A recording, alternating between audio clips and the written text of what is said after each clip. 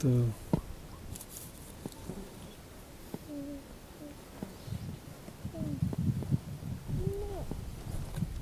तुलसीदास उल्लेख करते हैं एक स्थान पर, तो वहीं से आयुष ने सवाल रखा है।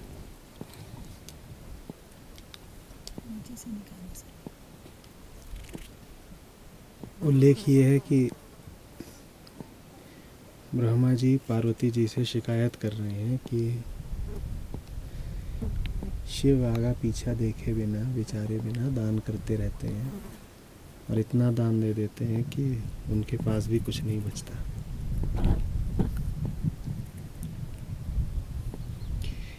ये सुनकर पार्वती भी मुस्कुराती हैं और शिव भी मुस्कुराते हैं।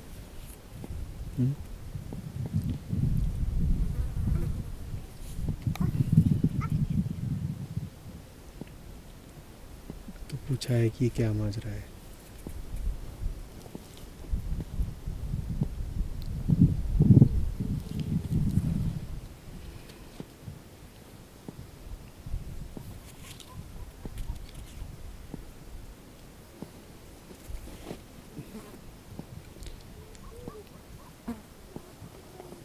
दुनिया का गणित कहता है कि दोगे तो घटेगा।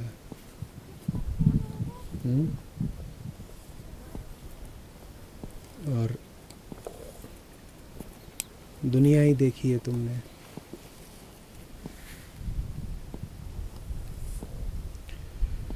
तो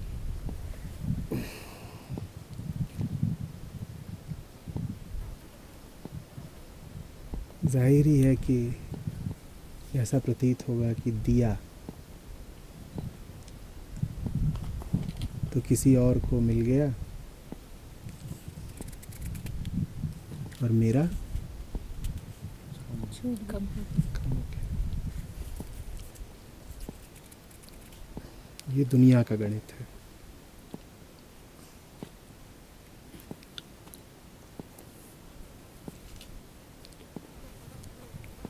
ये गणित तब लागू होता है जब कुछ शर्तें पूरी होती हों, जब कुछ सीमाएं तय हों।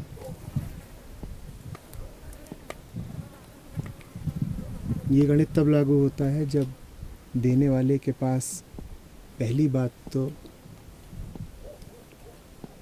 सीमित हो और दूसरी बात देने वाले का उद्देश्य हो अपने पास कुछ बचा के भी रखना, और तीसरी बात देने वाला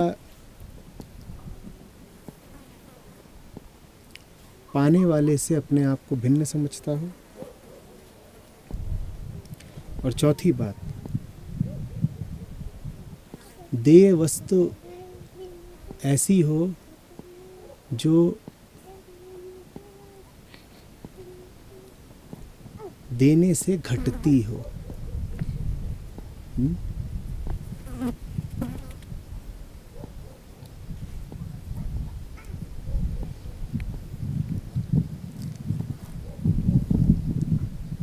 ये चारों ही शर्तें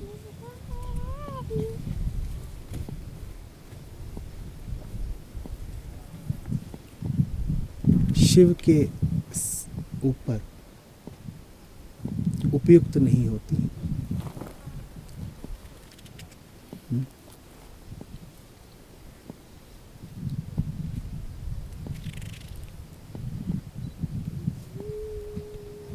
जो दे रहे हैं शिव, वो देने से घटता नहीं है,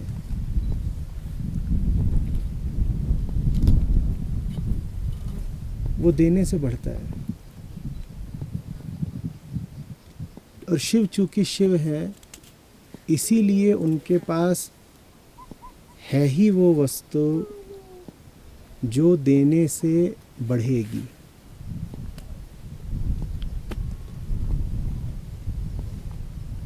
हमारे पास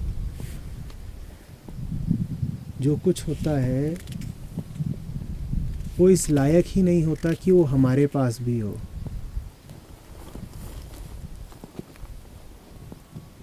और इसका प्रमाण ये है कि जब तुम उसको बांट देते हो तो कम हो जाता है। अपने पास रखना ही वही, अपनी पहचान ही उससे करना जो दिए जाने पर बढ़ता हो, कम ना होता हो। अगर तुम्हारी संपदा उन्हीं चीज़ों की है जो या तो तुम्हारी हो सकती हैं या किसी और की, तो तुम बड़े दरिद्र हो।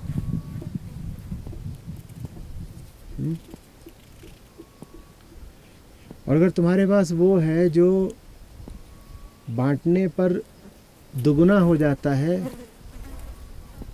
और न बंटने पर जिसका क्षय हो जाता है, तो तुम्हारे पास है कुछ। दुख और है क्या? यही भावना तो है ना कि कुछ छिन जाएगा, कि कुछ मिट गया। अब कहाँ बचा दुख तुम्हारे लिए? अगर जो चीज छिनती हो वो छिनने के कारण ही दूनी हो जाती हो। अब बताओ,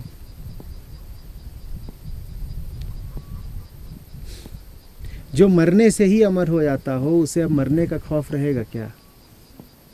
जो मिटने से अमिट हो जाता हो उसे अब मिटने का खौफ रहेगा क्या? जिसको दे देने से जिसकी राशि दुगनी हो जाती हो, उसके देने में अब तुम संकोच करोगे क्या? पर हमारे पास वैसी संपदा होती नहीं है। हमारे पास जो कुछ होता है वो होने काबिल, रखने काबिल ही नहीं होता। और चूंकि वो होने काबिल, रखने काबिल नहीं होता, इसीलिए उसे चले ही जाना चाहिए। चूंकि उसे चले ही जाना चाहिए, इसीलिए वो चले जाने को हमेशा आतुर रहता है, तैयार रहता है। चूंकि वो चले जाने को हमेशा आतुर और तैयार रहता है, इसीलिए हम हमेशा डरे डरे रहते हैं। हमें पता है कि जो हम पकड़े बैठे हैं वो भागेगा। अब भागना उसे चाहिए, भागना उसे इसलिए चाहिए क्योंकि उसकी और तुम्हारी कोई संगत नहीं। तुमने ऐसी चीज पकड़ ली है जिसको पकड़ना तुम्हारा स्वभाव नहीं।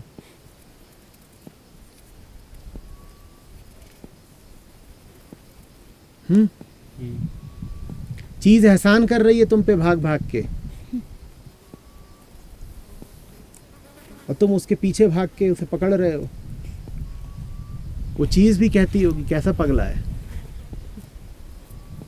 ये रो रहा है कि मैं खो रही हूं, और अगर मैं खो रही हूं तो ये तो मेरा उपकार है इस पर। मैं यदि खो ही जाऊं तो इसके सौभाग्य जगें। खोने को मैं तत्पर हूं, ये पगला मुझे खोने नहीं देता। उल्टा जीवन चलाते हैं। सब बातें एक दूसरे से जुड़ी हुई हैं। बंटने से कुछ तभी बढ़ता है जब जिसको तुम दे रहे हो उसको पराया न मानो। द्वैत का भाव, परायेपन का भाव तुम में जितना सघन होगा, उतना ही बांटने में तुम्हारे हाथ कांपेंगे। और जितना ही तुम में परायेपन का भाव सघन होगा, उतना ही छोटा तुम्हारा जीवन होगा, उतनी ही क्षुद्रता में तुम जियोगे। देने भर में तुम्हें लगेगा कि न जाने क्या नुकसान हो गया, क्या बला आ गई। गिनती गिनोगे, इसको इतना दिया, उसको इतना दिया। 2 रुपए, 4 रुपए, 5 पैसे का जीवन बिताओगे।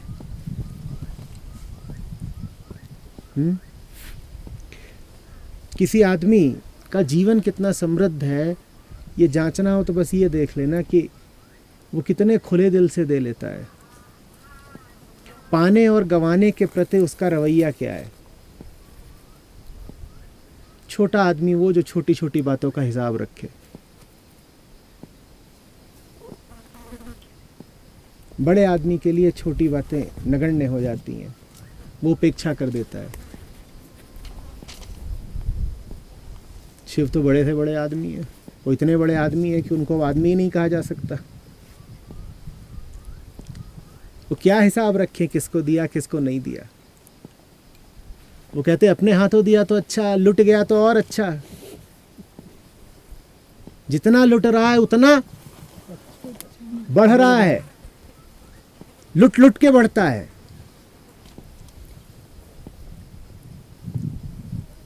जैसे कोई चीज ऐसी हो कि लुटे ना तो सड़ जाए। ऐसा कुछ उदाहरण है जो मतलब लुट के बढ़ता है? तुम हो तो। मैं बोलता जाता हूँ, तुम्हें पता नहीं कितना मिलता है, मेरा बढ़ जाता है। मुझे कहाँ से मिला? 50वां शिविर होगा ये, मैं लुटाता गया, पता नहीं तुमने पाया कि नहीं पाया। मुझे मिलता गया, मुझे मिलता गया। तुम हो तो उदाहरण।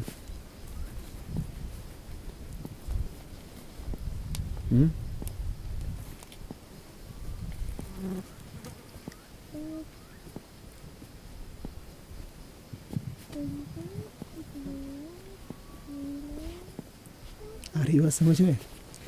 अब ब्रह्मा को कहाँ ये बात समझ में आएगी? उनका ताल्लुक तो ब्रह्मांड से है, और ब्रह्मांड माने संसार। तो वो तो बेचारे इसी रचना में पड़े रहते हैं, इसकी रचना करो उसकी रचना करो। शिव को कोई मतलब ही नहीं तुमने क्या बनाया क्या चला रहे हो, और ज्यादा परेशान करो तो तोड़ फोड़ और देंगे। उनका तो एक काम है प्रलय। कोई बनाए कोई चलाए, हमें जगाया तो प्रलय, सब खत्म कर देंगे अभी। तो फिर तुम बनाते रहना, तुम चलाते रहना। ब्रह्मा विष्णु अपनी जाने।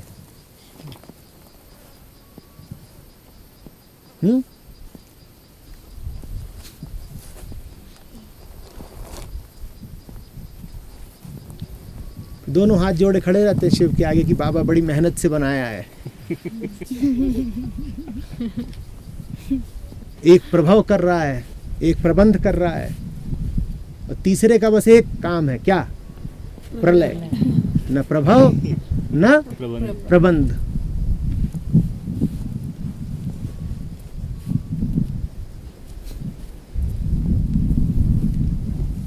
जो बनाएगा जो चलाएगा वो हमेशा हाथ जोड़े घूमेगा। उसकी गरज है बेचारे की, हमारी चीज है टूट न जाए। शिव की कोई चीज ही नहीं।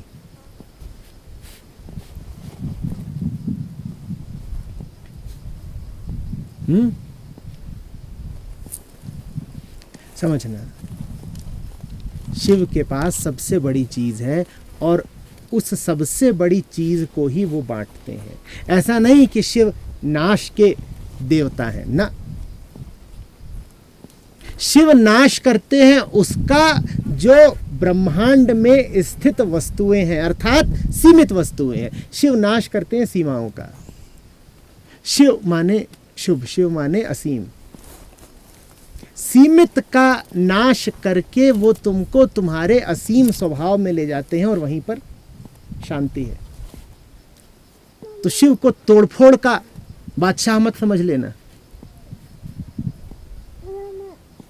अराजकता के प्रतिनिधि नहीं है शिव, परम शांति के अधिष्ठाता है।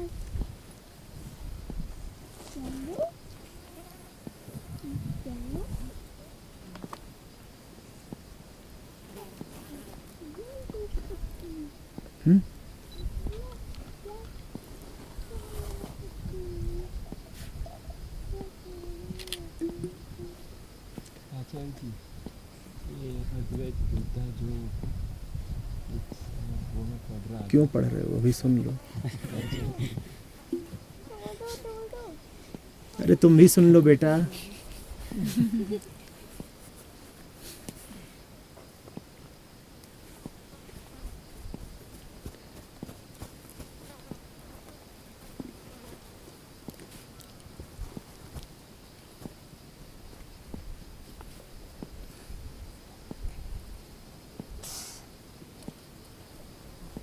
आप सब अभी कूटस्थ हैं, मालूम? सबसे ऊंची जगह पर जो विराजता है उसको कहते हैं कूटस्थ। अभी आप कूटस्थ हैं।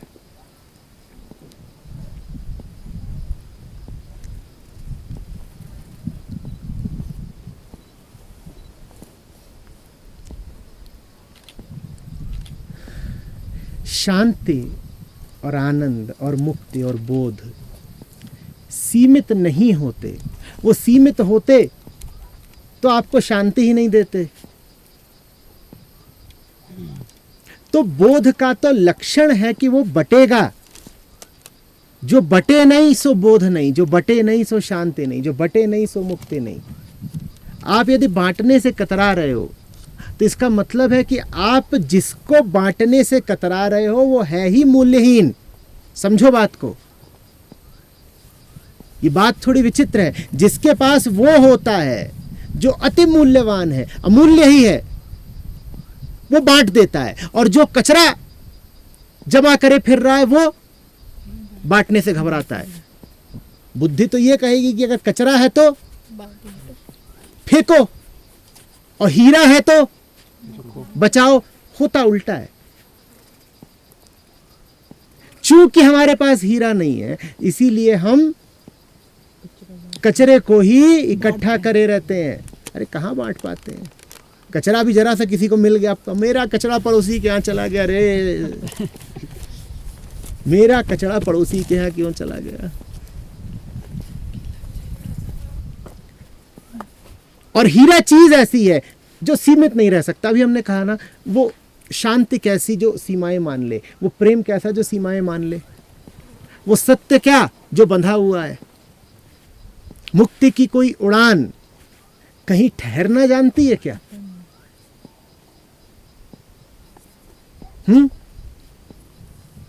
जो वास्तविक होगा, जो वास्तव में ऐसा होगा कि पालो और सीने से लगा लो, उसका तो स्वभाव ही होगा कि वो बटे, बिखरे, फैले। इसलिए शिव से बटता है। शिव कोई उपकार नहीं करते दुनिया पर, ये स्वभाव है। यही तो शिवत्व है कि बटेगा, देंगे। हाँ, जिसे मिल रहा है उसे जरूर कहना चाहिए कि दान मिला, अनुकंपा मिली। पर शिव से पूछो, वो कहेंगे क्या एहसान करते हो आप जगत पे, जो जगत को बोध देते हो, जो जगत को शांति देते हो, जो जगत को तेज देते हो। वो कहेंगे मैंने दिया क्या? मैंने कब दिया? मेरे होने से मिलता है। मैं हूं और ना दूं ऐसी कोई संभावना नहीं। तो मुझ पर अगर देने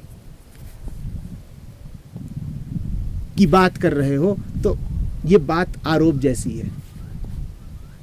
तुम तो मुझ पर कर्तृत्व आरोपित कर रहे हो। मैंने दिया नहीं, मेरे होने से मिलता है सबको। ये जो ऊपर चमक रहा है तुम्हारे, ये दे थोड़ी रहा है तुम्हें, इसके होने भर से मिल रहा है तुमको। अब तुम जाओ उसके पास, कहो देखिए महाराज आप बड़े तेजवीर हैं, क्या आपकी आभा है, क्या आपका मंडल है, लेकिन एक काम करिए, इसको दीजिए और उसको न दीजिए। तो वो क्या कहेंगे? वो कहेंगे मैं विवश, तुम्हारी ये मांग नहीं मान पाऊंगा, क्योंकि मैं जहां हूं वहां रोशनी होगी। हम हो और रोशनी ना हो, ये हो सकता है क्या? तो शिव मुस्कुरा रहे हैं। इसीलिए शिव कह रहे हैं शिव हो और बटे ना। ये हो सकता है क्या? ये कैसे होगा? समझो बात को, सूक्ष्म है। कर्तृत्व बांटने के लिए नहीं चाहिए, रोकने के लिए चाहिए। तुम यदि दो तो इसमें कोई कर्ता भाव नहीं, तुम रोको तो इसमें कर्ता भाव है। सूरज अपने चेहरे को अपने विशाल हाथों से छुपा ले और यहां अंधेरा कर दे तो कर्ता भाव हुआ सूरज का। अन्यथा तो सूरज की मौजूदगी ही प्रकाश है। पर अगर तुम किसी भांति सूरज को ललचा दो या डरा दो या मोहित कर दो और कहो कि देखिए अपना प्रकाश ढांप लीजिए, तो सूरज को जरूर कुछ करना पड़ेगा। अभी सूरज क्या कुछ कर रहा है? अभी क्या वो कुछ कर रहा है? वो मात्र उपस्थित है। पर अगर उसे अपनी रोशनी रोकनी है तो उसे कुछ करना पड़ेगा, दोनों हाथों से अपना चेहरा छुपा लेना पड़ेगा, तब हुआ कर्ता भाव। समझो बात को, असली काम के लिए कर्ता भाव नहीं चाहिए। जहां कहीं कर्ता भाव है वहां कुछ घटिया, सीमित, तुच्छ ही हो रहा होगा। इसीलिए कोई योगी, कोई फकीर, कोई साधु, करता बहुत कुछ है पर करता कुछ नहीं। ठीक वैसे जैसे सूरज रोशनी बहुत देता है पर देता तो कुछ नहीं, बस होता है। उसके होने और देने में साम्य आ गया है। बात समझो, उसके होने और देने में अब एक रास्ता आ गई है। वो हुआ नहीं कि दिया, हुआ नहीं कि दिया। आप आए, बाहर आई। अब ऐसा थोड़ी है कि आप आए और आपने बाहर को किया।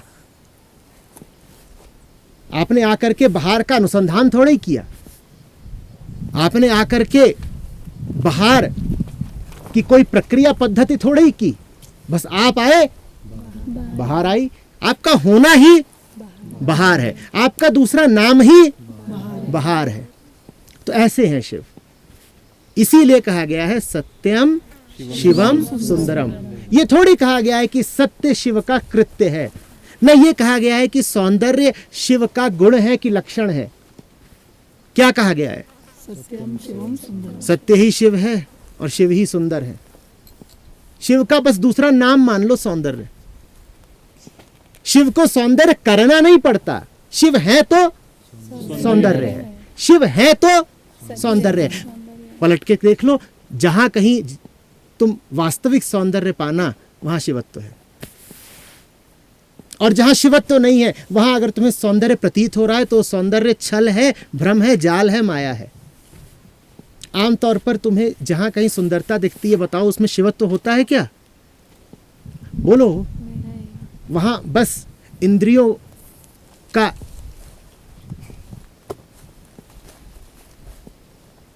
आक्रमण होता है, इंद्रियों की लोलुपता होती है, इंद्रियों की उत्तेजना होती है। वहां शिवत्व तो नहीं होता। तो वास्तविक सौंदर्य वहीं पर मानना जहां देखो और इंद्रियां शीतल हो जाएं, मन ठहर जाए, इंद्रियां उत्तेजित हो गईं और आक्रामक हो गईं कि और डर गईं, ढाल खड़ी कर ली, तो समझ जाना कि यहां सौंदर्य कुछ नहीं। हमारी सौंदर्य की परिभाषा विकृत है।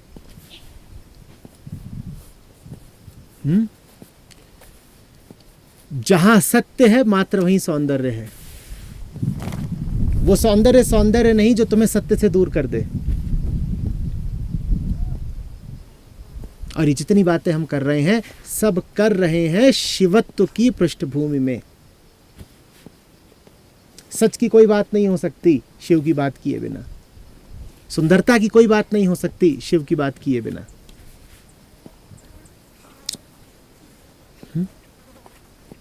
आई बात समझ? अब जाने कि काहे मुस्कुराए शिव। और चूंकि शिव शिव है इसीलिए उनके साथ पार्वती है। कोई और स्त्री होती तो ब्रह्मा से कहती तुम ही मिले हो मुझे एक मेरे खैरख्वाह, तुम्हारे अलावा कोई मेरा हितैषी नहीं। ये बुढ़ऊ गले पड़ गया है, दुनिया भर को बांटता रहता है, खुद राख मले घूमता है, गांजा पीता है, रहने को एक झोपड़ा नहीं इसके पास, सांप लपेटे फिर रहा है, कहने को गंगा निकलती है इससे, खुद कभी नहाता नहीं।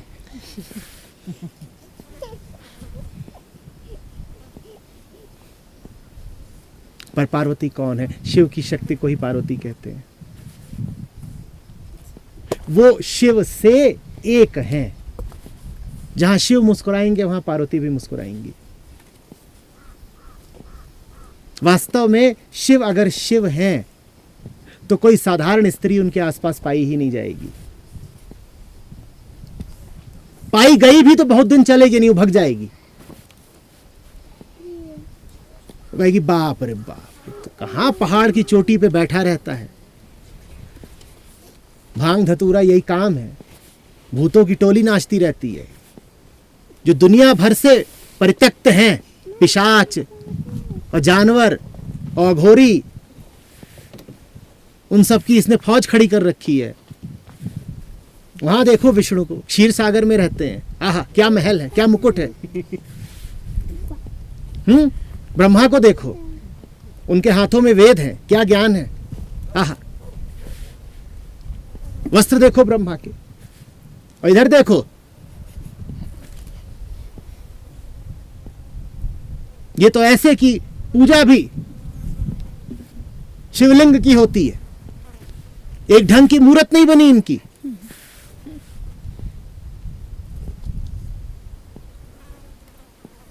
आम स्त्री को कहां शिवत्व समझ में आने वाला है। उसके पास तो शिकायतें ही शिकायतें होंगी, उलाहने ही उलाहने होंगी।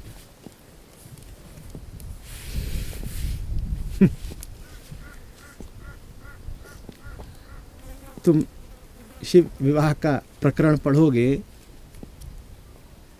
अब वैसे तो कहानी है पर बड़ी रसीली कहानी है। जब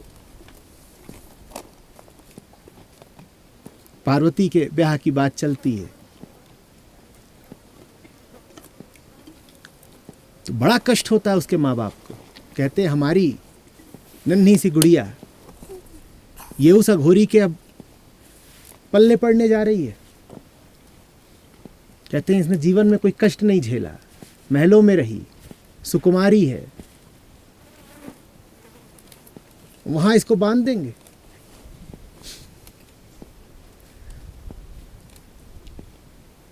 तो आम स्त्री का तो ऐसा ही रहता, वो अपना माथा फोड़ लेती। पर पार्वती को देखो, जहां शिव मुस्कुराए पार्वती मुस्कुरा रही। वहां पार्वती मुस्कुरा रही।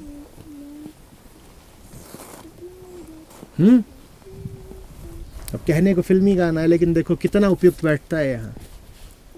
तू बिन बताए मुझे ले चल कहीं, जहां तू मुस्कुराए मेरी मंजिल वहीं। ऐसी है पार्वती।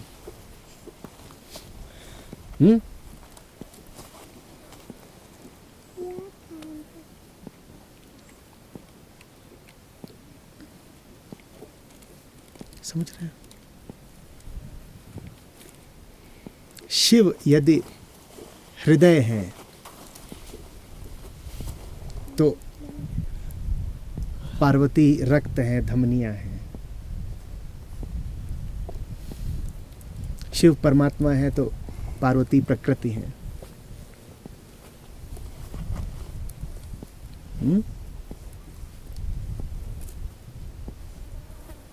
वो नहीं रोएंगी कि मेरा पति मेरे लिए कुछ नहीं रखता, सब कुछ जमाने में बांट देता है।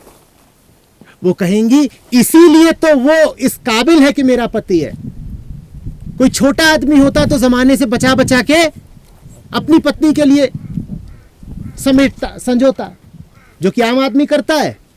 दुनिया भर से घूस इकट्ठी करता है और फिर उस घूस के गहने बनवा करके बीवी को ले आता है। और बीवियां बड़ी खुश रहती हैं कि अच्छा किया, दुनिया को लूटा और घर भर लिया। और पतिदेव कहते हैं देखो प्रिय, 10 कत्ल करके तुम्हारी सेवा में मैं ये चंदन हार लाया हूं। और पत्नी बिल्कुल कुप्पा हो जाती है, फूल के कहती है ये देखो, यही तो इसके प्रेम का प्रमाण है कि 10 लोगों को लूटता है और मेरे लिए रत्न जड़ित हार लाता है। हाँ, क्या नहीं ले आ देता, बड़ा मकान बनवा दिया, सब कुछ मुझे अर्पित कर दिया। ये आम स्त्री का वक्तव्य होता। ऐसे आम जोड़े होते हैं। शिव शिवानी ऐसे नहीं है।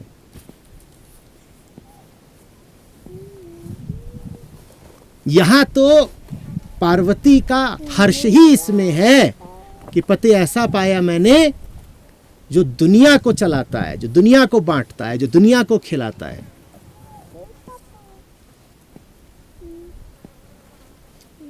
जिस दिन शिव अपने लिए बचाने लग गए उस दिन शिव शिव कहां रहे, और जिस दिन शिव शिव नहीं रहे उस दिन पार्वती क्या शिव के पास रहेंगी? पर शिव शिव है, इसीलिए वो कभी अपने लिए कुछ बचाएंगे नहीं। शिव का कोई व्यक्तित्व नहीं, शिव की कोई व्यक्तिगत संपदा नहीं। शिव निर्वैयक्तिक है, शिव पारमार्थिक है, शिव अनंत है, शिव सर्वव्यापक है।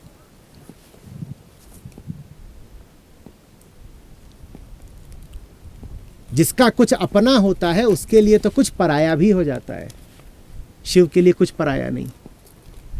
सब कुछ शिव का है, बल्कि कहो कि सब कुछ शिव से है, बल्कि कहो कि सब कुछ शिवमय है, बल्कि कहो कि सब कुछ शिव ही है। अब बताओ कहां पर आयापन?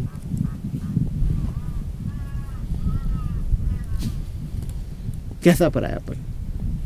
और अब समझ ही गए होंगे कि पार्वती मुस्कुराई क्यों? क्योंकि जब सब कुछ शिव से है, शिव में है, शिव ही है, तो पार्वती भी तो शिव में ही है, शिव ही है। जब पूरी तरह एक है तो शिव मुस्कुराएंगे तो पार्वती भी मुस्कुराएंगी। शिव से अलग पार्वती की कोई सत्ता कहाँ? शिव चाहे भी तो पार्वती को अपने से अलग नहीं कर सकते, पार्वती चाहे भी तो शिव से अलग नहीं हो सकती।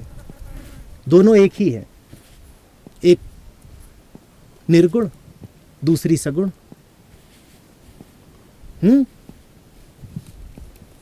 एक अचल, दूसरी सदैव गतिमान।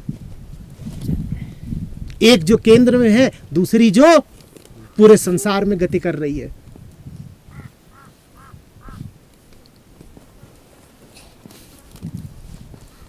इसीलिए तो बहुत भक्त हुए हैं जिन्होंने शिव से बढ़कर शक्ति की पूजा करी है। वो शाक्त कहलाते हैं। वो कहते हैं शिव की पूजा क्या करें, उनका तो कुछ पता ही नहीं, हम शक्ति की पूजा करेंगे। वो शाक्त हुए और शक्ति की पूजा करके वो शिव की पूजा कर ले आते हैं, क्योंकि शक्ति तो शिव ही है।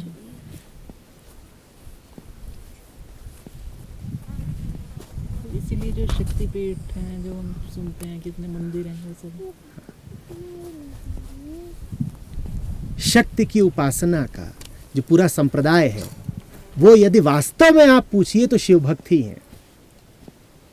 पर सगुण की उपासना मन को ज्यादा आसान पड़ती है, इसीलिए वो शिव की अपेक्षा पूजा शक्ति की करते हैं, पर शक्ति की पूजा करके वो शिव की ही पूजा कर ले जाते हैं।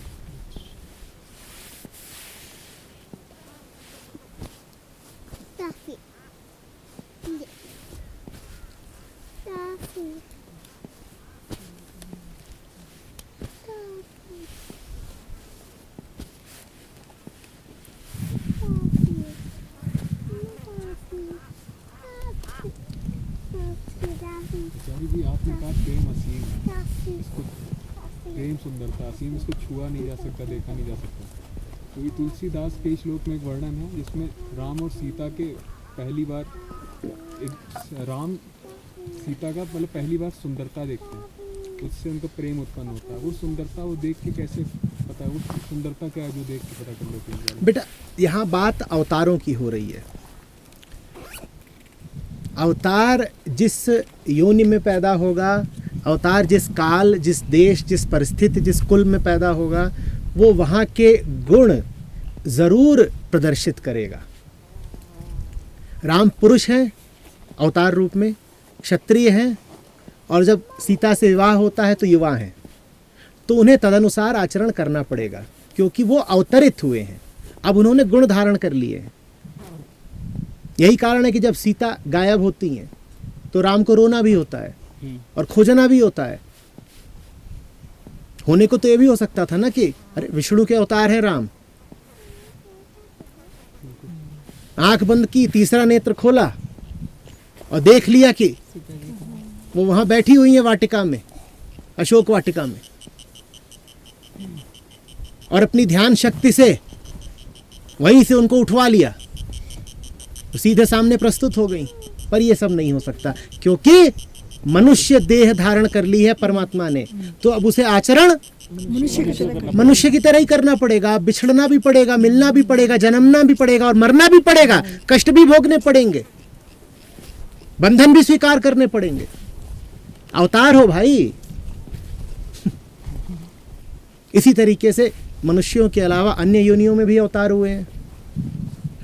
वराह अवतार भी हुए हैं, वानर अवतार भी हुए हैं, ये सब जानते ही हो। कच्छप अवतार भी हुए हैं, मत्स्य अवतार भी हुए हैं। तो अगर कछुआ बने हैं तो कछुए जैसे ही तो चलेंगे और जिएंगे। वानर बने हैं तो वानर जैसा व्यवहार करेंगे। वानर ही जैसा व्यवहार करेंगे। परमात्मा एक बार जब रूप ले लेता है, गुण ले लेता है, देह ले लेता है, तो फिर वो अपनी मुक्ति से ही अपनी मुक्ति त्याग देता है। समझो बात को। वो स्वयं ये निर्धारित करता है कि अब मैं अपनी सत्ता पर सीमाएं लगा रहा हूं।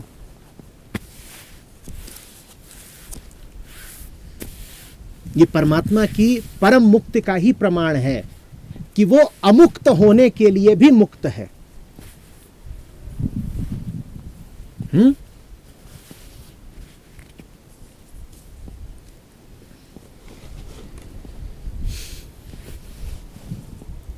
वादू